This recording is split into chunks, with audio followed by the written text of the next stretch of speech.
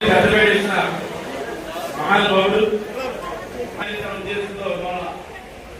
వైద్యులు దివంగత ముఖ్యమంత్రి రాజశేఖర్ కూడా ఆ రోజు ఉచిత వైద్యాన్ని కూడా నాణ్యత పెట్టడం జరిగింది.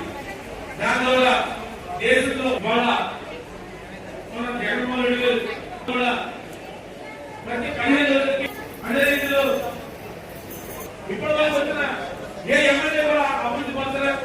కానీ ఒక మానవాళి ఏ కార్యక్రమం చేసినా చక్కగా రాజమండ్రికి అభివృద్ధి పరిచే పరిస్థితులు ఉండేది. కోర్టు చాలా తీసుకున్నాం. జై జగన్. సంబంధించి పర్మిట వేదిక కాకపోయినప్పటికీ కూడా రాజకీయాల్లో నైతిక విలువలకి పార్లమెంటేరియన్ గా ప్రూవ్ చేసుకున్నటువంటి వ్యక్తి మన మార్గాన్ని భరతరామ్ గారు. అలాగని చెప్పి నేను పార్లమెంట్ సభ్యుడు అంటే నా దృష్టిలో ప్రిన్స్ రాజు లాంటి వాడు. ఎంచేతనంటే పార్లమెంట్లో ఒకసారి పార్లమెంట్ మెంబర్ చేస్తే ఎందుకున్నటువంటి ప్రజలు ఆలోచించుకోవాలి. 5 సంవత్సరాలకు ఒకసారి ఓటు వేసినప్పుడు ఏదో మనకేముందలే ఆ 2000 వచ్చిందా 3000 వచ్చిందా అని ఆలోచిస్తారు. తర్వాత జీవితంలో బయటికి వెళ్తే బ్లేడ్ బ్యాచీలు పోసేస్తున్నారండి, చైన్లు పట్టుకుపోతున్నారండి, దొంగతనాలు జరుగుతున్నాయండి, మా ఆరోగ్యం సరిగ్గా లేకపోతే చూడలేదనంటే వీటిలన్నిటికీ జవాబుదారు ఎవరనంటే ప్రజాప్రతినిధి. ఇవాళ అధికారంలో లేకపోయినా నేనంటూ ప్రజల కోసం ఉన్నానని చెప్పి నిరుద్యోగమైనటువంటి యువకుల కోసం ఇవాళ జాబ్ మేళా పెట్టారు. చిన్న విషయం కాదు అది. జాబ్ మేళా పెట్టమంటే అన్ని కంపెనీలని కన్సల్ట్ చేయాలి. దానికి ఎంతో శక్తి కావాలి. అందరినో ప్లాట్ఫామ్ తీసుకొచ్చి ఎంతో మంది కొన్ని వందల మందికి ఉద్యోగాలు ఇప్పించారు. ఇవాళ మనిషికి కోటాను కోట్లు ఉన్న ఒక్క నిమిషం ఆయుష్ కొనలేం. 100 కోట్లు ఆస్తిస్తారు, ఒక్క నిమిషం ఆయుష్ తెమ్మంటే తేలేరు. కానీ ఆయుష్ ఎవరి చేతుల్లో ఉంది? మన చేతుల్లో ఉంది. ఇవాళ ప్రపంచంలో నేను శాసనసభ్యుడిగా నా పూర్వజన్మ సుకృతం ఏంటంటే రాజశేఖర రెడ్డి గారు ముఖ్యమంత్రిగా ఉన్నప్పుడు కాంటినెంటల్ హాస్పిటల్ అని చాలా ఖరీదైనటువంటి డాక్టర్లు అందరూ కూడా హైదరాబాద్ నుంచి అక్కడి నుంచి ఇక్కడికి వచ్చి మన కళ్ళ ముందుకు వచ్చి ఇవాళ మనం చూస్తున్నాం. ఏదైనా హాస్పిటల్కి వెళ్తే 500-1000 రూపాయలు కాపిస్తే కానీ రాయలు, గంటల తరబడి కూర్చోవాలి. ఎప్పుడో నేను 6 గంటలు 7 గంటలు ఉంటే కానీ పిల్లలు అలాంటిది మన కళ్ళ ముందు దగ్గరికి మన బొమ్మల్లోకే డాక్టర్లు వచ్చారు. వాళ్ళు తీసుకొచ్చినటువంటి ఘనత ఎవరికంటే భరతరామ్ గారికి దక్కుద్ది. ఇవన్నీ కూడా ప్రజలు ఏంటంటే ఆలోచించుకోవాలి. మన భవిష్యత్తుకి మన మార్గదర్శకానికి ఎవరు మన కరెక్ట్గా మన జీవితాలను కాపాడగలుగుతారనేటువంటిది ఆలోచించి ప్రజలు సుఖపడతారు. ప్రజలు సరైన నిర్ణయాలు తీసుకోలేదు అనుకోండి. ఇవాళ మనం చూస్తున్నాం భరతరామ్ గారు చేసినటువంటి డెవలప్మెంట్లో చాలా చోట్ల డిస్టర్బ్ చేస్తున్నారు, పాడు చేస్తున్నారు దాన్ని. కానీ అంత మాత్రాన్ని అభివృద్ధిని ఎవరో చెరిపిలేరు. ఇవాళ ఎన్ని నేను చెప్పగలుగుతున్నానంటే ఒక మాజీ శాసనసభ్యుడిగా ఆయన చేసినటువంటిది మరి చిన్న వయసు ఇంకా భవిష్యత్తు ఉన్నటువంటి భరతరామ్ గారి వల్ల రాజమండ్రి ప్రజలకు ఏదైనా మంచి నిర్ణయం తీసుకోవాలంటే రాబోయే రోజుల్లో అటువంటి వాళ్ళు ఆశీర్వదించాలి. తప్పనిసరిగా మరి ఆయన జన్మదినోత్సవం కూడా ఇవాళ సండే 12th ఆయన జన్మదినోత్సవం కూడా రాబోతుంది. ఉత్తముడైన ప్రజాప్రతినిధులు యొక్క జన్మదినోత్సవం అంటే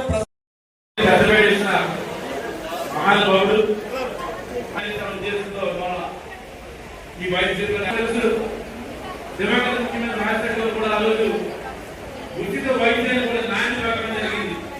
దానివల్ల దేశంలో మన జగన్మోహన్ రెడ్డి గారు కూడా ప్రతి 15 రోజులకి అదే రీతిలో ఇప్పటి వరకు వచ్చిన ఏ ఎమ్మెల్యే కూడా అభివృద్ధి పడతారు.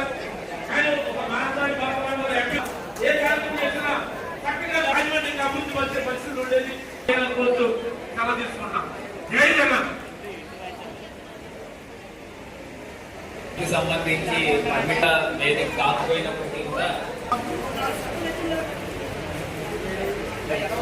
రాజకీయాల్లో నైతిక విలువలకి పార్లమెంటేరియన్ గా ప్రూవ్ చేసుకున్నటువంటి వ్యక్తి మన మార్గాన్ని భరతరామ్ గారు.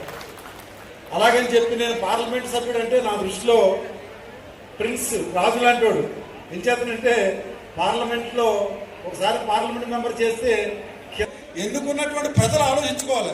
5 సంవత్సరాలకు ఒకసారి ఓటు వేసినప్పుడు ఏదో మనకేముందలే ఆ 2000 వచ్చిందా 3000 వచ్చిందా అని ఆలోచిస్తారు. తర్వాత జీవితంలో బయటికి వెళ్తే బ్లేడ్ బ్యాచీలు పోసేస్తున్నారండి, చైన్లు పట్టుకుపోతున్నారండి, దొంగతనాలు జరుగుతున్నాయండి, మా ఆరోగ్యం సరిగ్గా లేకపోతే చూడలేదనంటే వీటిలన్నిటికీ జవాబుదారు ఎవరనంటే ప్రజాప్రతినిధి. ఇవాళ అధికారంలో లేకపోయినా నేనంటూ ప్రజల కోసం ఉన్నానని చెప్పి నిరుద్యోగమైనటువంటి యువకుల కోసం ఇవాళ జాబ్ మేళా పెట్టారు. చిన్న విషయం కాదు అది. జాబ్ మేళా పెట్టమంటే అన్ని కంపెనీలని కన్సల్ట్ చేయాలి, దానికి ఎంతో శక్తి కావాలి. అందరినో ప్లాట్ఫామ్ తీసుకొచ్చి ఎంతో మంది కొన్ని వందల మందికి ఉద్యోగాలు ఇప్పించారు. ఇవాళ మనిషికి కోటాను కోట్లు ఉన్న ఒక్క నిమిషం ఆయుష్ కొనలేం. 100 కోట్లు ఆస్తిస్తారు, ఒక్క నిమిషం ఆయుష్ తెమ్మంటే తేలేరు. కానీ ఆయుష్ ఎవరి చేతుల్లో ఉంది? మన చేతుల్లో ఉంది. ఇవాళ ప్రపంచంలో నేను శాసనసభ్యుడిగా నా పూర్వజన్మ సుకృతం ఏంటంటే రాజశేఖర రెడ్డి గారు ముఖ్యమంత్రిగా ఉన్నప్పుడు కాంటినెంటల్ హాస్పిటల్ అని చాలా ఖరీదైనటువంటి డాక్టర్లు అందరూ కూడా హైదరాబాద్ నుంచి అక్కడి నుంచి ఇక్కడికి వచ్చి మన కళ్ళ ముందుకు వచ్చి ఇవాళ మనం చూస్తున్నాం. ఏదైనా హాస్పిటల్కి వెళ్తే 500-1000 రూపాయలు కాపిస్తే కానీ రాయలు, గంటల తరబడి కూర్చోవాలి. ఎప్పుడో నేను 6 గంటలు 7 గంటలు ఉంటే కానీ పిల్లలు అలాంటిది మన కళ్ళ ముందు దగ్గరికి మన బొమ్మల్లోకే డాక్టర్లు వచ్చారు. వాళ్ళు తీసుకొచ్చినటువంటి ఘనత ఎవరికంటే భరతరామ్ గారికి దక్కుద్ది. ఇవన్నీ కూడా ప్రజలు ఏంటంటే ఆలోచించుకోవాలి. మన భవిష్యత్తుకి మన మార్గదర్శకానికి ఎవరు మన కరెక్ట్గా మన జీవితాలను కాపాడగలుగుతారనేటువంటిది ఆలోచించి ప్రజలు సుఖపడతారు. ప్రజలు సరైన నిర్ణయాలు తీసుకోలేదు అనుకోండి.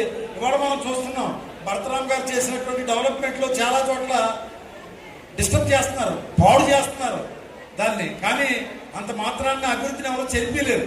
ఇవాళ ఎన్ని నేను చెప్పగలుగుతున్నానంటే ఒక మాజీ శాసనసభ్యుడిగా ఆయన చేసినటువంటిది మరి చిన్న వయసు ఇంకా భవిష్యత్తు ఉన్నటువంటి భరతరామ్ గారి వల్ల రాజమండ్రి ప్రజలకి ఏదైనా మంచి నిర్ణయం తీసుకోవాలంటే రాబోయే రోజుల్లో అటువంటి వాళ్ళు ఆశీర్వదించాలి తప్పనిసరిగా. మరి ఆయన జన్మదినోత్సవం కూడా ఇవాళ 10 సండే 12th ఆయన జన్మదినోత్సవం కూడా రాబోతుంది. ఉత్తముడైన ప్రజాప్రతినిధులు యొక్క జన్మదినోత్సవం అంటే మరి వాళ్ళు వాసన్ ఐ కేర్ హాస్పిటల్స్ వారికి కూడా మనస్ఫూర్తిగా ధన్యవాదాలు తెలియపరుస్తూ ఇవాళ మదర్స్ డే రోజున ఎంతో మంది తల్లులందరికీ కూడా ఉచితంగా వైద్యం చేపిస్తూ వీళ్ళకి అందరిది కూడా ఎంతమంది అయితే పేషెంట్స్ వచ్చారో అంతమంది పేషెంట్స్ యొక్క రికార్డును కూడా నమోదు చేస్తాము. దీన్ని కూడా డిజిటలైజ్ చేస్తాము. డిజిటలైజ్ చేసి రేపు భవిష్యత్తులో ఇంకొక మెగా మెడికల్ క్యాంప్ ఇంకొక 2 monthsలోనో 3 months కాల వ్యవధిలోనో పెట్టి మళ్ళీ కొత్తగా పేషెంట్స్ వస్తే వాళ్ళ యొక్క డేటాని కూడా డిజిటలైజ్ చేసి రాజమండ్రిలో ఎవరైతే నిరుపేదలు ఉన్నారో ఆ నిరుపేదలందరికీ కూడా వైద్యము అందించాలి. ఆ వైద్యము నిజంగా మన భారతదేశంలో 3 ప్రధానమైన అంశాలపైన మనం పోరాటం చేయాలి. ఒకటి అన్ఎంప్లాయ్మెంట్, ఉద్యోగాలు కల్పించే కార్యక్రమము ఒక అంశమైతే, రెండోది ఫ్రీ ఎడ్యుకేషన్. మన ఎప్పుడైతే భారతదేశం ఎప్పుడు అభివృద్ధి పదంలో ముందుకెళ్తుందని అంటే ప్రతి ఒక్క విద్యార్థి కూడా అందరికీ కూడా ఒక అత్యున్నతమైన విద్య అందించినప్పుడే భారతదేశం ప్రగతి పదంలో ముందుకెళ్తుంది.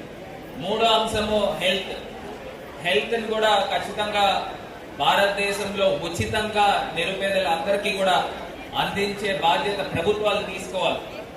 కానీ స్వాతంత్రం వచ్చి దగ్గర 78 సంవత్సరాలు అవుతా ఉంది.